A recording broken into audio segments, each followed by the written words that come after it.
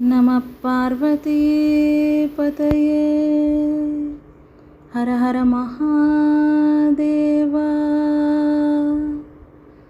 தெய்வத்தின் குரல் 3ஆம் பாகம் 9ஆம் பகுதி. குரு ஆச்சாரியர் ஆசானை ஈசனாக.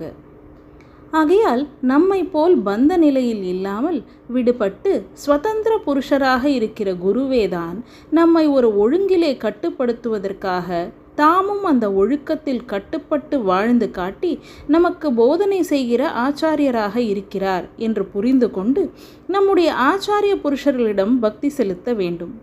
ஈஸ்வரனேதான் இப்படி குரு ஆச்சாரியர் என்ற ரூபத்தில் வந்து ஞான அனுகிரகம் செய்கிறான் என்று நினைத்து பக்தி பண்ணினால் பலன் சீக்கிரத்தில் கிடைக்கும். ஈஸ்வரன் தானே எல்லாமுமாகி இருப்பது. கல் மண் எல்லாமும் கூட அவன்தான். அதனால் ஆச்சாரிய ஸ்வரூபமாக குரு வடிவாக இருப்பவன் அவன்தான் என்பதில் என்ன ஆக்ஷேபனை? இப்படி பார்த்தால் நாம் மட்டும் அவன் இல்லாமல் யார் என்ற கேள்வி வருகிறது. நாமே ஈஸ்வரன் என்கிற போது ஆச்சாரியன் என்ற இன்னொருத்தனை எதற்காக ஈஸ்வரனாக உபாசிக்க வேண்டும் என்பது அடுத்த கேள்வி. எல்லாம் அவன்தான் என்றாலும் ஒன்றுக்கும் தன்னுடைய ஈஸ்வரத்துவம் தெரியவில்லையே. நமக்கு நம் ஈஸ்வரத்துவம் கொஞ்சமாவது தெரிகிறதா? தெரிந்தால் இத்தனை ஆசை, கோபம், பயம், அழுகை, பொய், பாபம் இருக்குமா? அதனால் எல்லாம் அவன் என்றாலும் பூர்ணமான அவனாக தன்னை தெரிந்து கொள்ளாமல் அவனே போட்டுக்கொண்ட வேஷங்களாகத்தான் இருக்கின்றன.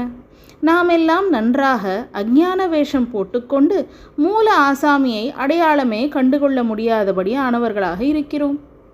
ஆச்சாரியர் என்பவர் இத்தனை கோணாமானா வேஷமாக இல்லை. அவரிடம் ஆசாமியை அடையாளம் கண்டுகொள்ள முடிகிறது. அதனால் அவரிடம் ஈஸ்வரத்துவத்தை நாம் பக்தி பண்ணினால் கண்டு அனுபவிக்கலாம். நம்மிடமே தெரிந்து கொள்ள முடியாத தெய்வத்தன்மையை அவரிடம் சுலபமாக தெரிந்து கொள்ளலாம். பல தினசாக வேஷம் போடுகிற ஒரே ஈஸ்வரன்தான் ரொம்பவும் அசட்டு வேஷமான நம்மை சமத்தாக்குவதற்கே ஸ்பெஷலாக ஆச்சாரிய வேஷத்தில் வந்திருக்கிறான். இப்படி உணர்ந்து அவரிடம் பக்தி பண்ணினால் அப்புறம் அங்கே வேஷத்தை முழுசாகவே கலைத்துவிட்டு தன்னையே தெரியப்படுத்தி கொண்டு விடுவான். அப்புறம்தான் நம் வேஷத்தின் அசட்டுத்தனங்களையும் போக்கி அப்புறம் இந்த வேஷத்தையும் கலைத்து நாமும் அவனேதான் என்று அறிந்து அனுபவிக்குமாறு அருள் செய்வான். முடிவான அந்த நிலைக்கு போக இப்போது நாம் செய்ய வேண்டியது ஆச்சாரியரை ஈஸ்வரனாக நினைத்து அவர் உபதேசிக்கிறபடி நடப்பதுதான்.